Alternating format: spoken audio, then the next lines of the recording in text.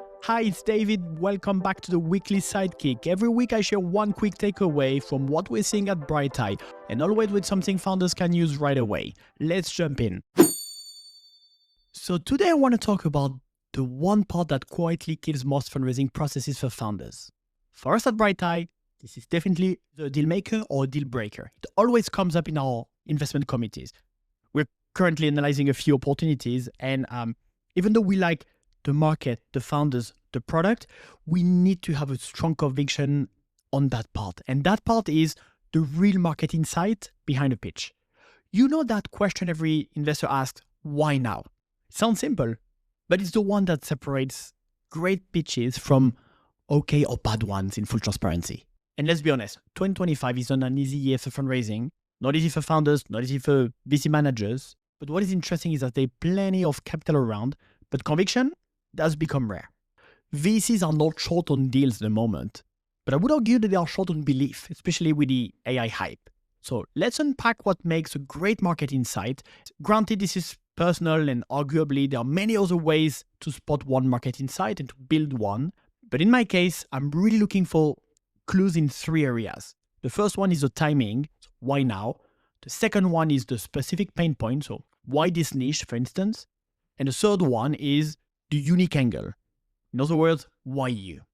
So let's go one by one. The first one, timing. What we're really asking here is what's changing in the market that makes this opportunity interesting today? Are there new regulations, new behaviors, or technologies that didn't exist a couple of years ago? We really want to understand what's shifting in the market that is creating a big opportunity for you to go after. The second element is the specific pain point. So what problem have you spotted and others have missed? Great insights often hide in small inefficiencies that incumbents overlook. Maybe a customer segment that is growing fast but that is poorly served. This is where you come into play. The third and final element is the unique angle. Why you? Why are you the right person, the right founder, the right team to see this and to execute on this?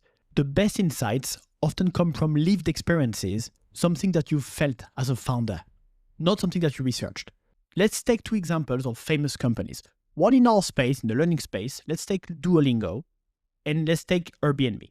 Let's start with Duolingo. The insight is most people want to learn a new language, but they don't stick with it.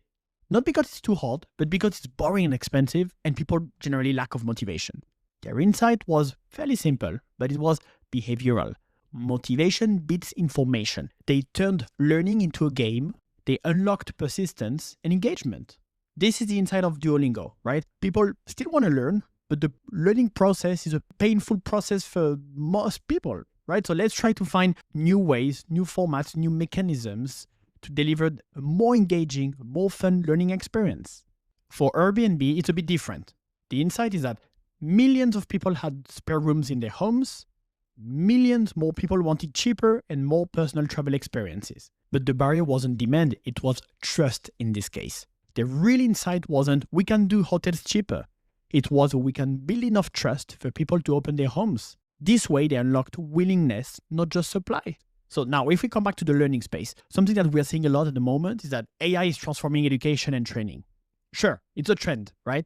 But that's not a market insight. We need to go way deeper, like 2-3 levels deeper to get to a market insight. For instance, one potential first version of a market insight could be AI is unlocking a big opportunity around just-in-time learning at the moment. So just-in-time learning, these new tools are displacing traditional L&D spend by tapping into productivity and labor budgets, with AI tools reframed as performance enablers rather than training products.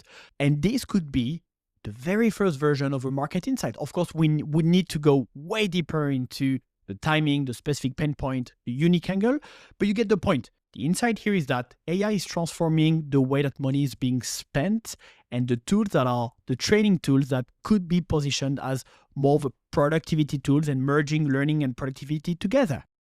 So the key takeaway for this week is that, at least for me, a strong market insight is composed of three different elements. The first one is timing, so why now? The second one is specific pain point, why this niche, why this segment, why this opportunity that you're spotting that others have missed?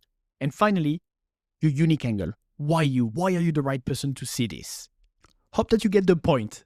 Having a strong market insight is one of the most important components of your fundraising process.